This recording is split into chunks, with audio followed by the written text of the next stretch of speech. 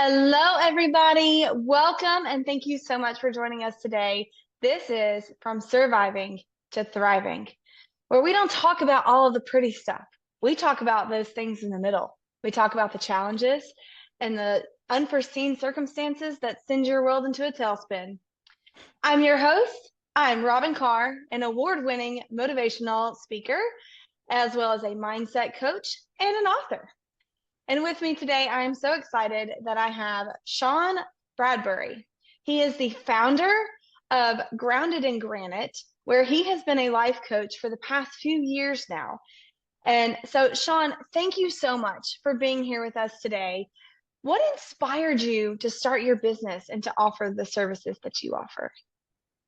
Yeah, thank you. First of all, thank you, Robin, for having me. I really appreciate this platform. I was kind of a late bloomer when it came to kind of doing what I wanted to do with my life. And I spent many years working for other people, companies and such. But I always had this feeling that I wanted to give and help other people. And it really came about when I had to look at myself and my life and realize what needed to change. So the services I provide today are really based upon who I was just a few years ago and all the work I put into myself. So in essence, I serve the person I used to be.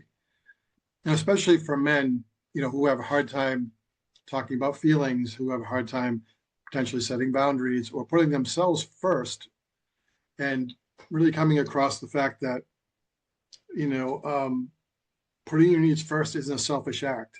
It's something that we should all aspire to put ourselves first, to be the best versions of ourselves so we can be that best version for everybody else too. So it really came down from me being a lifelong people pleaser, horrible boundaries, not putting, looking outside myself for all the answers instead of internally and trusting myself. So it really pretty much came down to, okay, if I'm gonna coach people, if I'm gonna guide people, what is that gonna look like? And pretty much it came down to the best experience I have is my own life experience. I absolutely love that. That's so true. There's a lot of synergy in what you and I do. So I work with women Yes. where you work with men predominantly. So that is fantastic. And I completely understand that your own life experience is, that really is what makes a difference. And how you can be like, hey, I've been there and it doesn't just feel like a Yeah. label or it doesn't just feel fake. So when you think about the work that you do, I'm sure there's the good, the bad, the ugly, the hard, all the things. But what excites you the most? I think what excites me the most is when you see the change in people, when you're actually able to hold that space for them and they have a little breakthrough moment. And those kind of moments, they don't happen all the time, right? I mean, we all want things to happen quickly. But when you sit with somebody and they take a moment and they're like, wow, I never thought about that, and they kind of reflect upon it and maybe they even get a little emotional too. And it's kind of like, wow, that is so life changing. And whether it happens with me or I witness it like in a class or something, Mhm. it's remarkable to have that feeling. It's almost like a weight lifted off your shoulders once you start to understand what's going on inside or why these limiting beliefs are there. And, and you didn't put them there, they came from somewhere else, and that you don't have to carry them anymore. Yes, all the yes. I absolutely love that. Now, you mentioned a classroom. Have you ever seen that from a stage, that shift from a stage? Have you experienced that yet? Not like at a stage as far as being like in the proximity of people. I've seen it through Zoom calls. I've seen those kind of things. Mainly, I have not had the opportunity yet to grace a stage, um, but I've seen it through Zoom calls and breakout sessions and just having the safety, just having that safe space just to throw out questions and really just start to reflect on everything and then to have the willingness and courage to take that next step. Absolutely. And don't discredit yourself. Zoom's a stage. It counts. Oh, without a doubt. My coach would tell me that too. Zoom is a stage. Yes, Zoom's there, a there are stage. many stages in the world. It Yes, doesn't have to be a 10x talk. It doesn't have to be. We're on a stage right now. So, absolutely. As long as we're on the same page with that. So, so that's what excites you, and I love that. So kind of going back to the hard stuff. What are some of Mm, the challenges or where you feel like there's some days that they're just hard. Being an entrepreneur is not easy. So what yes. are some of the challenges and how do you deal with those? Well, I think one of the ones that would come to most people's minds is the imposter syndrome, right? Mm, So, am I good enough? Are people going to look at me and feel like I have the authority to say these things or talk to them or guide them and everything? So that kicks up every now and then. But I think being in the proximity of others and being surrounded with a good community kind of helps you work through those things.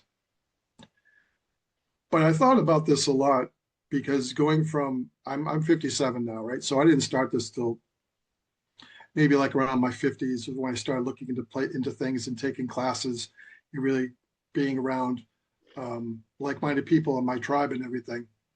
So for most of my life, I was kind of institutionalized with the workforce, like being the worker bee, working for somebody else.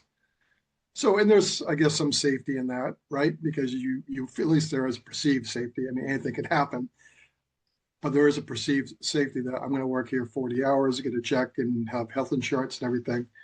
And when you get on this road, it's definitely now you're the manager of everything.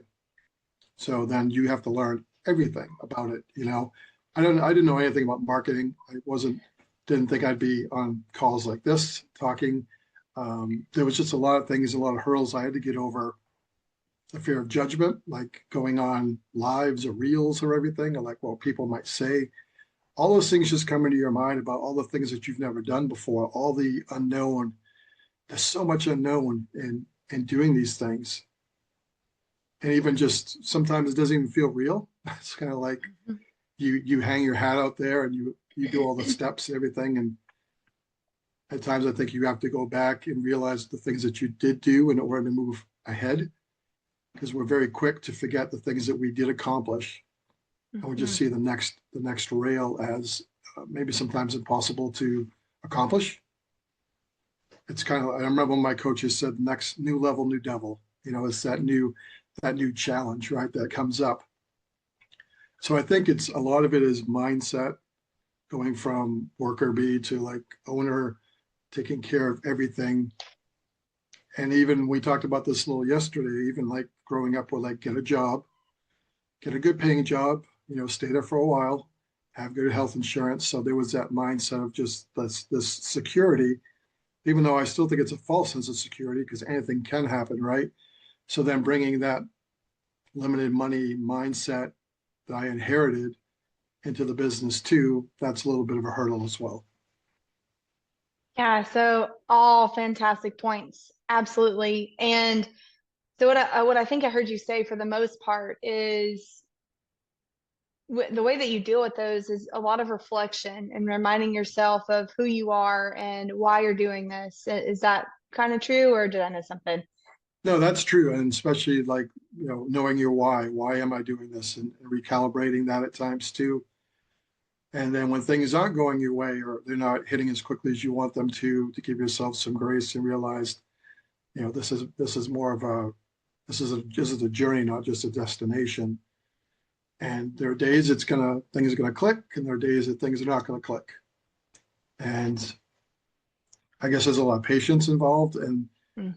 and just knowing that it's just kind of like one little thing at a time, not trying to bite off too much.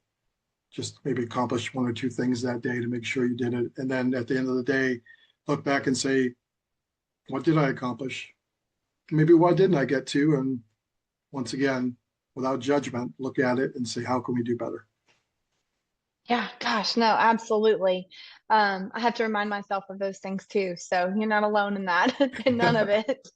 I journal too, so that helps. I don't know if you've ever touched on you that, know, but I never did, but I started about a year and a half ago, and I do it like 5 days a week, almost like a job, just Monday through Friday for whatever reason. And I do it in the morning, and I do feel like you just get it out of you, right? It's like you get like that brain dump of everything in your head. And yeah, it just feels so much better. And I can reflect upon that and maybe even share that too. yeah, no, absolutely. I'm glad that's not just me. It's helped me a lot. So, so you mentioned like those shifts and watching the shifts happen. So is that what you think is like the best results for people who, come to you for your coaching services, or is it deeper than that? Like, is there something else that you would say, if this happens, this is the best case scenario that whatever could happen for this person? I think it's just a matter of aligning yourself and knowing who you are. It's pretty much meeting the person where they're at, figuring out what are their priorities. Do they have boundaries? Do they trust themselves? They're looking outward for all the answers like I was. Hmm. It's a matter of learning to sit with yourself and figuring out what is the truth, because sometimes figuring out what is the honest truth is not a place a lot of people want to go, because it may require some change, some uncomfortable change. So a lot of it is taking off all the baggage and the weight that comes from second guessing yourself all the time, like being able to say no to somebody without over explaining yourself, without any guilt involved, because you put yourself first. These are all the things I've had to learn. It's there was always a lot of like, what will people think? It's kind of like, did I write it a certain way? Am I going to offend anybody? It's all these thoughts that we have that it just takes so much energy out of us. It's unwarranted. It's a waste of energy and time. And so it's pretty much just getting back to yourself and just having such a good feeling about who you are without that guilt attached. Yeah, no, absolutely. It's so perfect. Well, not perfect, because like we said earlier, perfect doesn't exist, but that's fantastic. Um, so for anyone who's listening right now, what's one piece of advice that you would like to share with them? I would have to say, because I've dealt with this myself a lot lately, show yourself some grace, Mhm. show yourself some kindness, realize where you are in your life is where you're meant to be. I know a lot of people say that, and I had a hard time wrapping my head around that at times too. But it really is true. Where you are, just meet yourself where you are. And even if you don't like it, just meet yourself where you are, give yourself some grace, and then, look at it really realistically. And I think that's the only way you're really going to be able to move forward. Yeah, no, absolutely correct. And grace is so um underrated, I think. I Yeah, think some people, they just get caught up in the day to day and they don't even think about it anymore. So thank you very much for bringing that to everyone's no attention. problem. All right, so here's one last curveball. What is your goals, both personally and in your business, for in the next 5 years? Personally, for myself, I just wanted to be just continued growth for myself and really overcoming my limiting beliefs that still drag me down, procrastination and things like that. But I'm a huge believer in community, so I want to continue building my community. I do have community for men, but I love community overall, regardless. Like I love interaction like this and everything, and I just think we just need to reach out to each other more and just build those connections even more, just support each other. Yeah, so I'm so glad that you said that. So if somebody is interested in either getting in touch with you or joining your community or any of the services that you offer, where do they go to do that? I'm mainly on Facebook. I do not have a web page, so just Shawn Bradbury on Facebook. And then if you go in Go Collab, which is very similar to school for people who know those platforms. So Mhm. under the Go Collab, I have the Empowering Men's Collective, which is relatively new. It's been around for almost a year now, and there's just many different things and themes we have going on there too. And it's a free community for people to join. That's where I can be found. Awesome. Well, Shawn, thank you so much. This has been enlightening and exciting, and I've absolutely enjoyed this. So I just want to say thank you. And for everyone else who is listening, whether you are in the middle right now, I just want you to know this. You're not behind, you are becoming. And that is what thriving actually looks like. Thank you all so much. I hope you have an awesome day. Bye, y'all. Thank you so much.